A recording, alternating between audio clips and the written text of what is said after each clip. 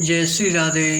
आनंद आशुलिपि पत्र का अंक 33, प्रतिलेखन संख्या 24, गति 60 शब्द प्रति मिनट, कुल शब्द 400। डिक्टेशन प्रारंभ करें।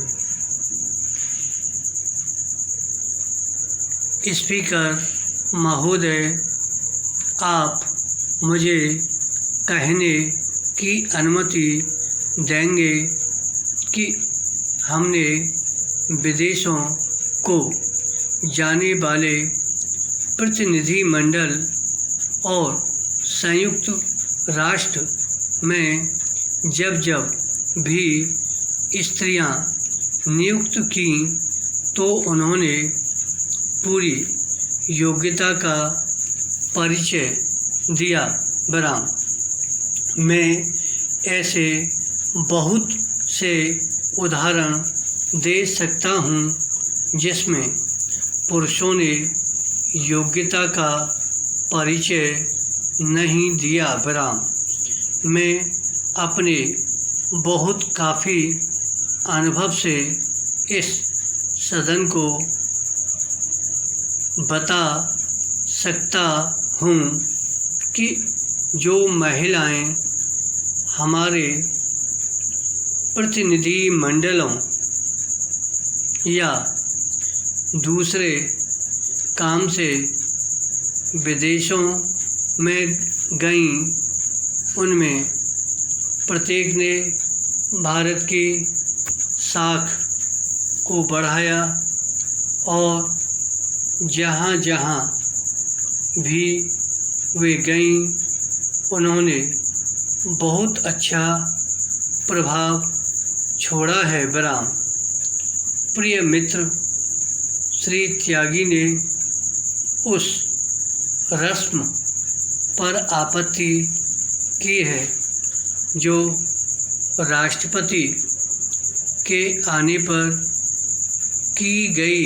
बराम उनका यह विचार है कि यह रस्म बहुत अधिक अंग्रेजी ढंग की है और हमें इस अवसर पर शंख या कोई प्राचीन बाजा बजाना चाहिए था।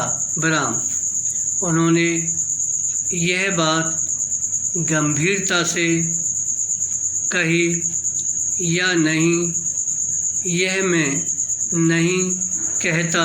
बराम लेकिन इस बात ने सदन के विचार के लिए एक दिलचस्प बात अवश्य उठाई है। बराम हम हृदय से चाहते हैं कि हम अपने भारत में अपनी ही रस्म और रीति रिवाज चलाएं।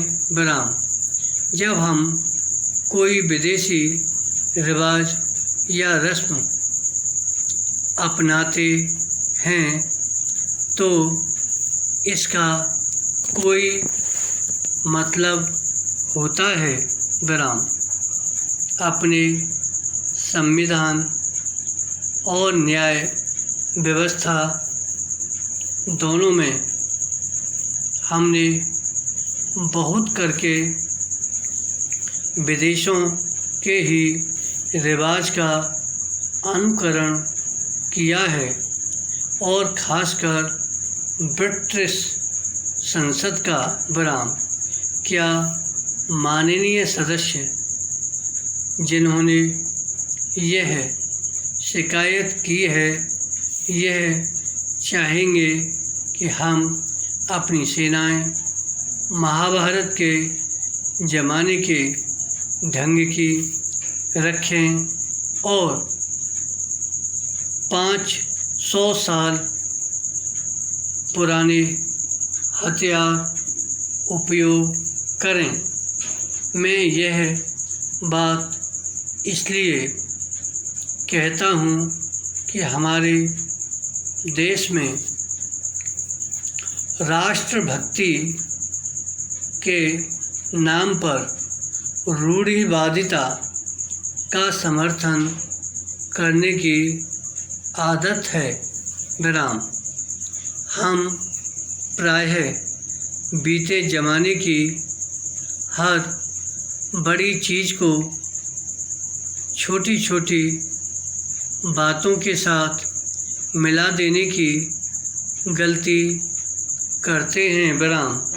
इसलिए इस ढंग से बराबर इस बात का खतरा रहता है कि बड़ी चीज़ों की उपेक्षा हो जाएगी और छोटी और अनावश्यक चीज़ें आगे बढ़ेंगी। विराम। इसलिए हमें इस तरह के मामलों पर सावधानी बरतनी चाहिए।